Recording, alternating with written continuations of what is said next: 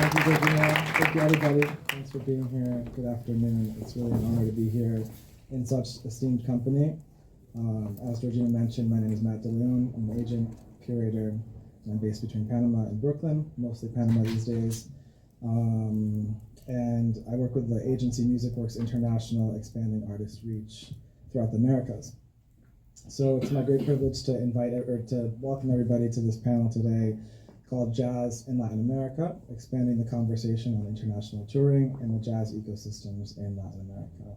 In the context of today's panel, we'll refer to Latin America as the Caribbean, Mexico, Central and South America. Before we start the panel, I'd like to begin by acknowledging that we work and live on unceded lands. Manhattan, or the place widely known as New York City, exists on the contemporary and ancestral homelands of the Canarsie, Munsee Lenape, and Wappinger people. And we offer great gratitude to them, as well as all groups that have made the city what it is today.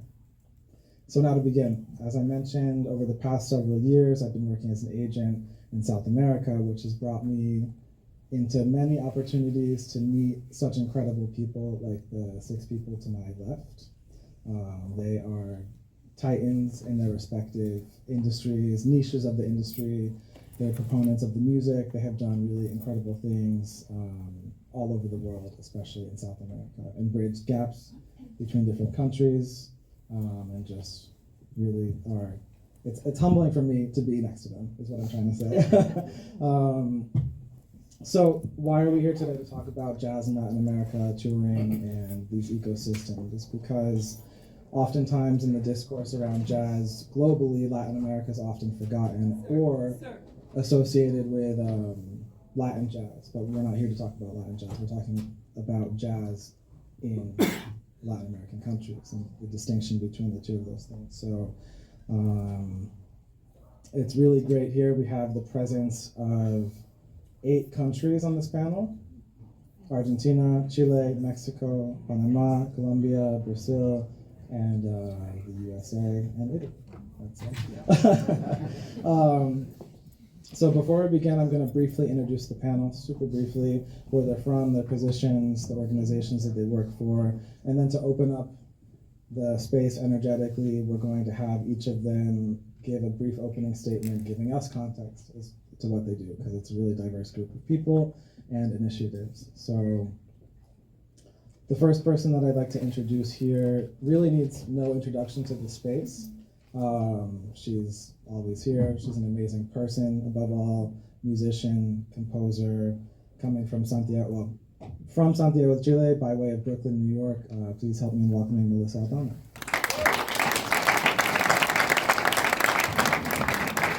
Continuing with the Chilean presence, I'd like to welcome a great friend, agent, programmer, director, coming from Santiago as well, Alejandro Orellana. Coming to us from Sao Paulo, Brazil, from SESC, the Social Service of Commerce, which is an incredible organization all around the state and city of Sao Paulo. Please help me in welcoming the International Affairs Manager of SESC, Heloisa Pizarro.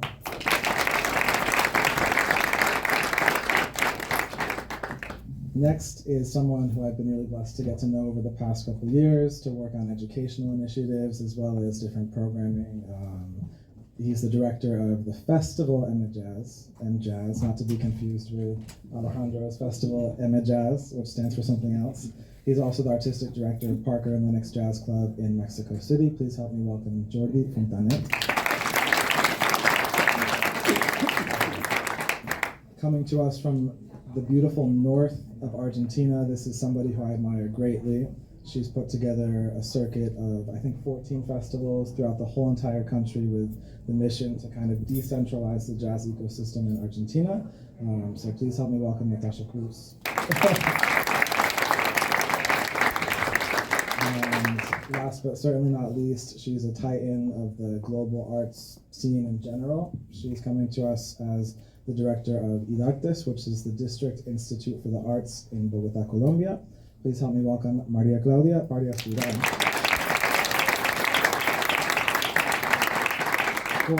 So as I mentioned, the goals and intentions of this panel are basically to further understand the nuances of touring as jazz musicians in Latin America, both as people from the outside and people who are from Latin American countries and vice versa. And also to provide context to the nuances of the national scenes of each country represented here, how they function autonomously, and how they connect within the continent and globally. We'd also like to highlight performance opportunities, contextualize and discuss the importance of working in networks and in the collective, as well as to speak about the importance of reciprocal endeavors and cultural exchange. Let's see, and as well as education, if we can get to that all in an hour, I hope so. So we're gonna get started and then open it up for questions in about an hour or so. So one by one, we can just go down the panel here. I'd like for all of you to share a little bit about who you are, how you got involved in the respective niches of the jazz industry in the respective countries, and your role in developing the artistic ecosystem where you are. So if you want to start, Alejandro. Okay, I have the responsibility of opening this. Yeah. Well, I am Alejandro Orellana. I come from Chile. I started working in jazz music in around 1996, and I lived in Italy. And I see that there's some Italians here. Yeah, I lived in Italy for over 30 years, and I started working as a manager, agent of American musicians. I never worked with Italians, but I always worked with North American musicians like Scott Henderson, Bill Cowan, all those guys. And 2015, I switched into another kind of music, which is called world music or gala music. I started directing a festival in Santiago de Chile, a festival that belongs to Peter Gabriel's organization, which is called WOMAD. And finally, I, with my partners, we created a jazz conference in 2023, which is called M-Jazz, which is different than M-Jazz Festival, but it's not a promise and opportunity. And our aim is to promote Chilean or Latin American music rest of the world, and also bring the word to Chile. Okay, so this is me in some way, but I just want to introduce one topic here, because 40 minutes ago, 1 hour ago, we were talking between us, preparing this meeting. And here we have probably 6 different realities, six different situations in 6 countries. And as I usually say, that we are in America, we are 4 Americas. We are North America, Central America, South America, plus Brazil. Which is something by itself, okay? And each region has his own style, his own approach to music, and his own business. It's totally different talking about Colombia than talking about Argentina or talking about Brazil or Chile. Is completely different. Even when usually in Europe or in North America, whatever, they say, let's go to South America for a tour, and they say, oh, we are playing in Mexico. Why we don't go to Chile to play? No, man. It's going to be more expensive to go from Mexico to Santiago than from Rome to Santiago. So there are many problems in the touring situation in North America, but some of the problems are also opportunities. Okay, this is that I wanted just to put this thing on the table, and I leave the words to Alex. Thank you so much, Alejandro, for sharing that perspective, Natasha. Thank you, presentar. Good afternoon.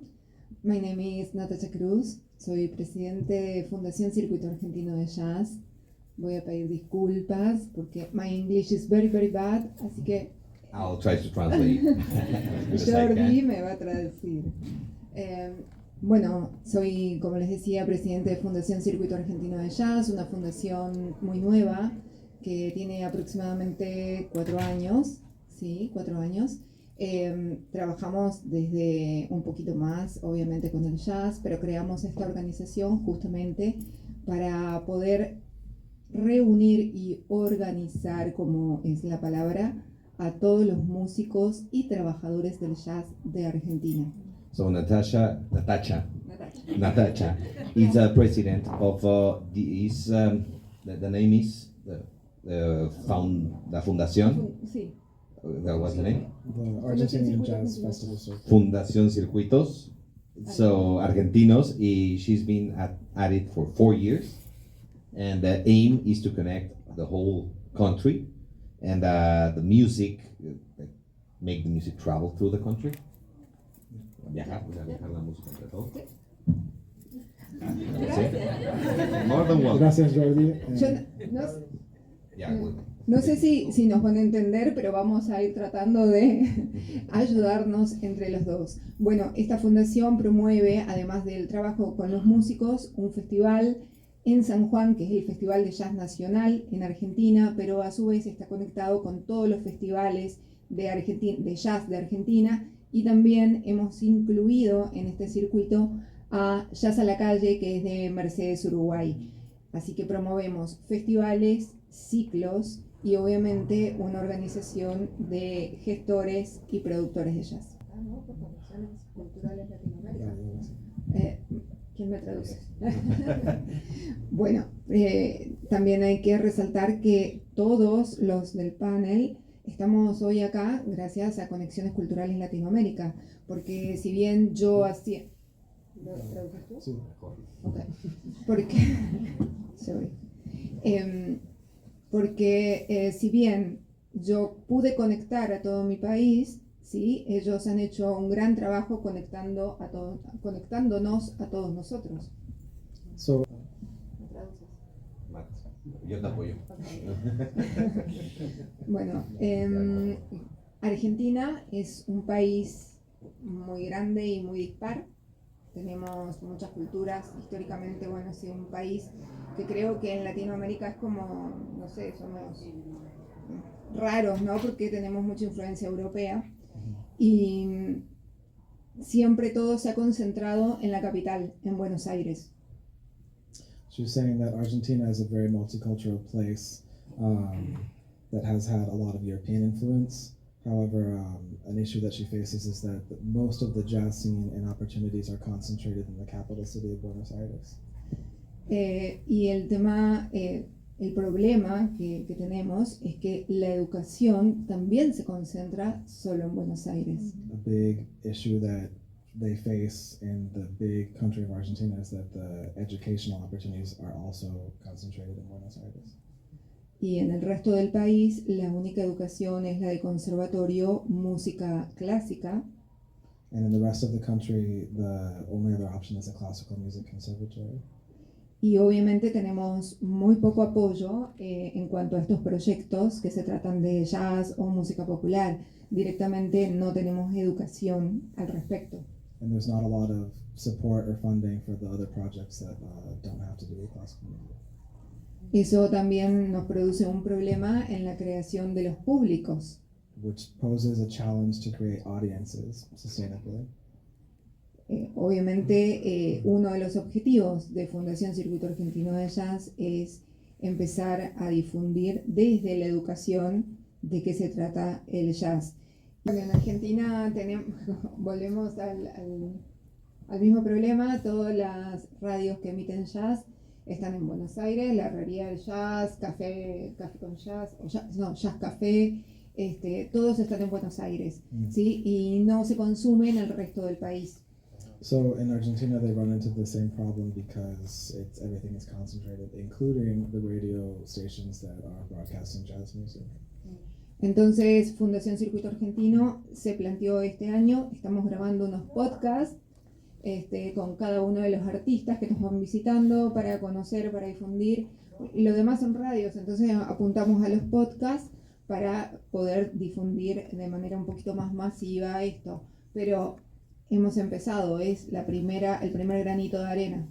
The signal, but I just want to thank, first of all, Jazz at Lincoln Center, shout out to Music Works International, and above all, thank you so much to this amazing group of panelists for coming here. And thank you all for being here.